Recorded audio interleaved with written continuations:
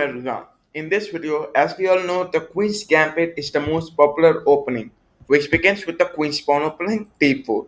Now, in this video, I have three best openings that you can reply against D4, and you can use this to beat many of the players. Over here, we begin with Knight F6. Knight F6 is very important if you know that your opponent is going to play Queen's Gambit. Now, with the Queen's Gambit, his main objectives are to control the center with the Queen's diagonal open. Over here, with Knight f6, we are controlling this square and this square, mainly the center, which means that we are going to create a clash with the center.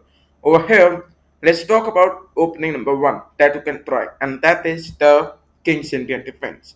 Over here, with the King's Indian, you means you can play g6 so that you can develop the bishop and prepare for castling. Your opponent plays knight c3, you play bishop g7, e4. Wow. Now, with white's turn, white decides to take full control of the center with both the bishop development. Over here, you might feel that white is completely winning. Over here, the best move is d6. And you must not forget this. Because if you forget it, then he can play e5 in the next move. Okay, so you must go with d6. And then knight f3, you go with castling. Now, over here with the king's Indian defense, you have completely focusing on the king's safety with the piece development. Over here, you can choose to attack the center with knight a6. Now, you might say that we just take the knight to the side. How it is supporting the center? Okay. So, if suppose that white castles, we can go with c5. The knight is supporting it. So, this means if he captures it, knight will capture it back. Both the knights attacking this pawn. So this means it will be an amazing attack towards the center. So let's go back. Like we can play c5 with the knight a6 supporting it. So this is something very nice. Over here, let us consider if we go with d5. Then you can go with e6 and attack towards the center once again. You can even take the knight back to c7 and support this pawn. So this will be an amazing attack towards white, especially towards the center, and that will be easy win. Now let's go back. We look for another opening, and that is the East Indian defense, which begins with e6.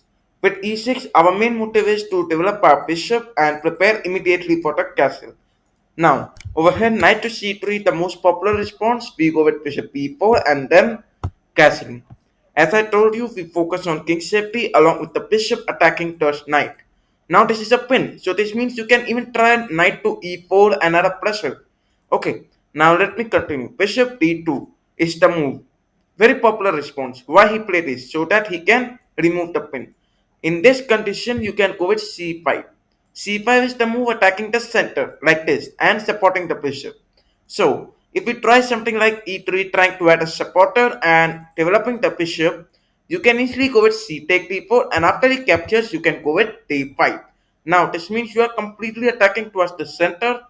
You can even try to take the bishop backward towards d6 and attack towards this file, diagonal.